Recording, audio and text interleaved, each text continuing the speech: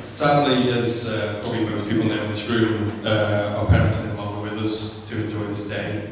And so it's my brother and I's duty to perform the father of the bride speech, although I think Hew's father has probably done quite a good job already. Given the fact that both my brother and I will be doing the speech, it's slightly unorthodox, and consequently preparation for the speech was slightly tricky. At one point I thought there was more chance of two Scousers wearing a kilt than performing this speech.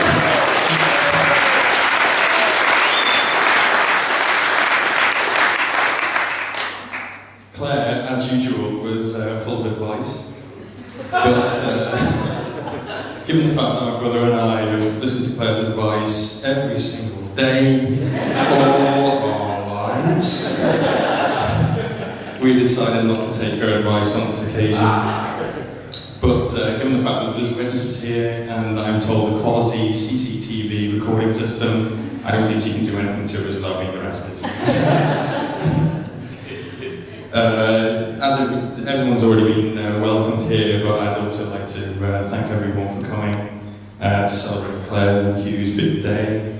I know some people have travelled some distance, and also given the weather today, it's great to see that so many great friends and family have been able to make it.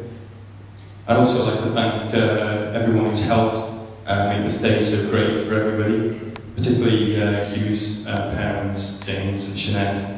I know that you've assumed the role of both parents to Claire and Hew, and it's wonderful.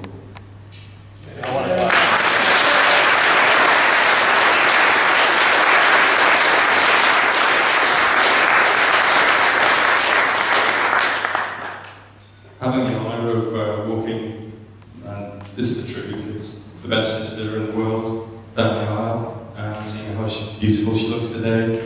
I know that if our parents were here, they'd be as proud as Phil and I are.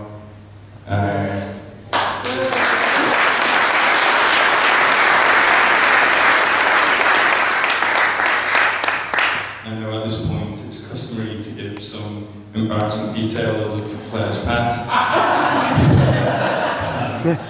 However, sticking up perfect she looks today, I'm really struggling to do so. I really am. I mean, I say struggling. I mean, there is one memory that springs to mind that made Phil and I think that maybe you wouldn't be getting married. There was one time when you were 14 and Phil and I assumed the role of a very loving and affectionate brother, and we broke into your diary. And we read that apparently when you were 14, you were madly in love with Stephen Gately. What was it? I have to admit, call it Scout's intuition, but even then, even given the age and geographical differences between the two of you, we thought that maybe it wasn't going to work out, and maybe you were barking at the wrong tree on that one. But thankfully, you and Steve didn't work out. And now I'm very, very happy to say that you found someone that I know that you can spend the rest of your life with.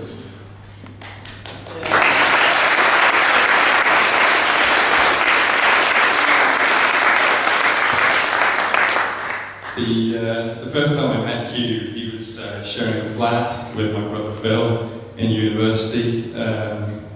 It's the first time I've ever seen anybody walk around Aberdeen wearing Bermuda shorts in December. It was unreal. I have to admit, at that point, I did not see any brother-in-law potential in those surf pants. But I'm happy to say that I was very, very wrong. And I think everyone in this room will agree that it's very, very obvious that Hew makes Claire very, very happy. Yeah.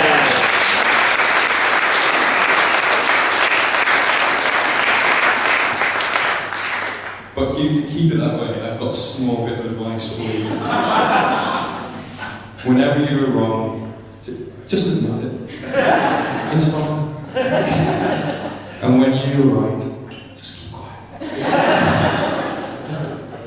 So to finish up, I would just like to say congratulations to both of you and to wish you a lifetime of happiness. And now it's my pleasure to be the first to toast the new Mr. and Mrs. Edgar. So you could all raise your glasses to the bride and groom.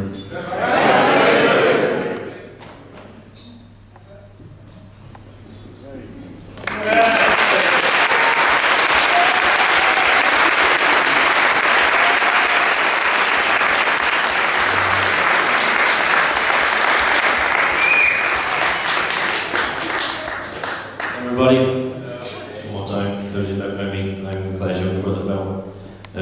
I've tried to get around as many as I can before I'm upstairs to introduce myself, but I'll get to you all before the end of the night. Both of us are attempting to fill this role, which is traditionally performed by someone a generation ahead of the bride. So, to you all, to Mr. and Mrs. Edgar Senior, to Hew, and especially to Clare, I hope I can do you proud.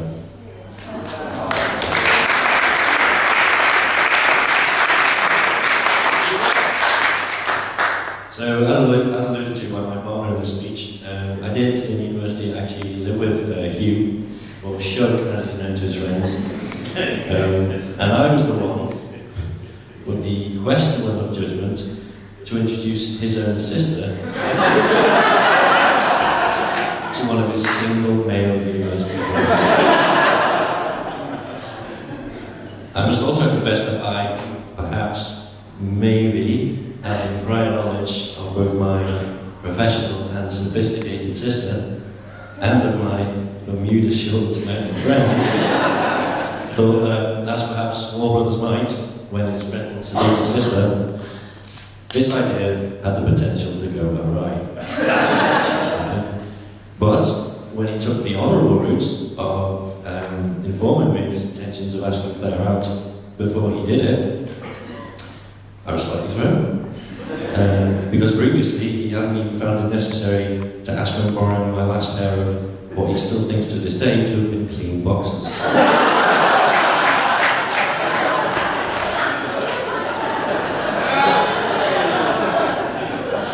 And I was slightly amused, as at first I actually thought he had less chance of pulling this off than the BBC's idea of showing a show called North Korean Question Time.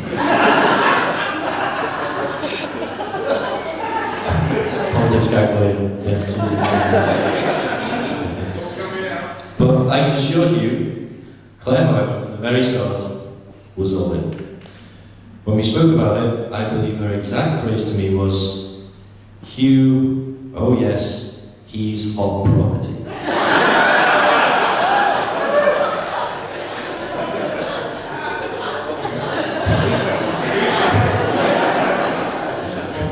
He's Mayfair, he sent me, Mayfair. On hearing these real estate analogous cravings from my friend, I began to see this as maybe something special and wonderful for the both of them. Well, I stand here before you today on this happiest of days, and in regard to their initial perhaps mismatch, or my thinkings of their mismatch, I say now unreservedly, I'm very happy I was wrong. Aww.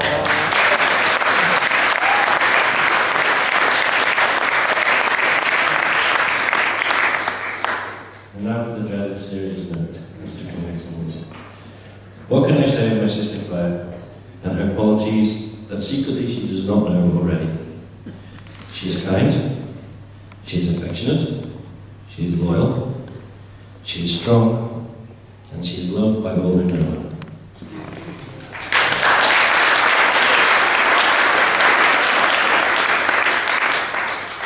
I therefore will attempt today to give Clare the gift of reassurance. Reassurance in the form of telling her that the people in this room know your qualities, and we all love you for them and will do forever.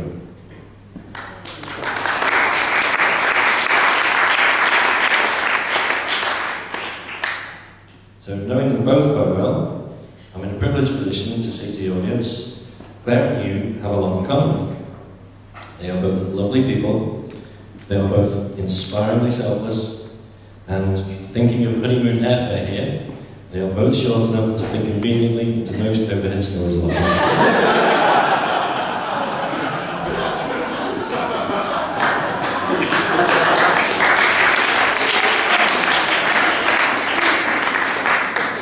hope you'll all have a wonderful day. And once again, I'll ask you to raise your glasses